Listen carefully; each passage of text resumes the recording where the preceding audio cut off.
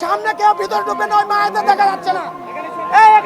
দরজায় কোরআন আসছে ত্রয়োদশ জাতীয় সংসদ নির্বাচন আসন্ন এই নির্বাচনকে ঘিরে প্রতি সারা দেশের মতো কিন্তু আজকে পাবনা 4 আসনে ঈশ্বরদী আটঘরিয়াতে কিন্তু আজকে যে প্রচারণার যে শেষ জনসমাবেশ সেটি কিন্তু জাঁকজমকপূর্ণভাবে পালন হচ্ছে। আমরা এখানে এসে কিন্তু দেখেছি যে বিকেল 3টে থেকে কিন্তু এখানে যারা ঈশ্বরদী আটঘরিয়া যারা সাধারণ মানুষ রয়েছে তারা কিন্তু আস্তে আস্তে যে পৌর মার্কেটের সামনে কিন্তু আসতে শুরু করেছে।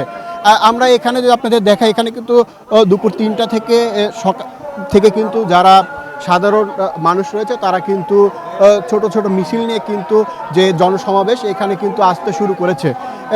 আমরা এইখানে এসে আরও দেখতে পেয়েছি যে এখানে জাকারিয়া পিন্টু রয়েছে সেদিন কিন্তু বিদ্রোহী প্রার্থী।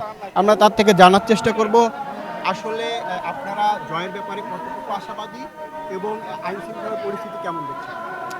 ইনশাল্লাহ জয়ের ব্যাপারে শতভাগ আশাবাদী এবং আমরা জয়ের দ্বার প্রান্তেই আছি।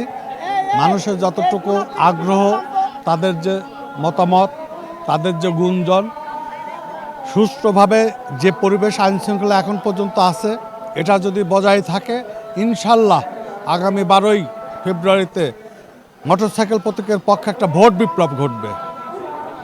আসলে আমরা জানি যে ঈশ্বরদী আটঘরিয়া বিএনপির ঘাঁটি, আসলে আপনারা এতদিন কেন ক্ষমতা আসতে পারেন এই বিষয়টা?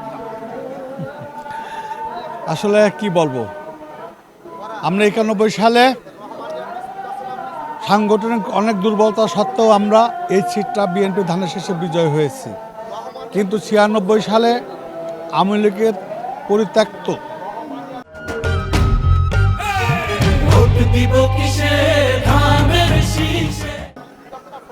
হাবিবুর রহমান হাবিব বিএনপিতে এসে মনোনয়ন না পেয়ে প্রথম টেলিভিশন, 2001-এ মনোনয়ন না পেয়ে কুড়াল, 2008-এ মনোনয়ন না পেয়ে নৌকার পক্ষে, যে কারণে প্রত্যেকবারই আমাদের পরাজয় হয়েছে। অর্থাৎ হাবিবুর রহমান হাবিব ভাই বিএনপিতে এসে বিএনপিকে ধ্বংসই করে নাই।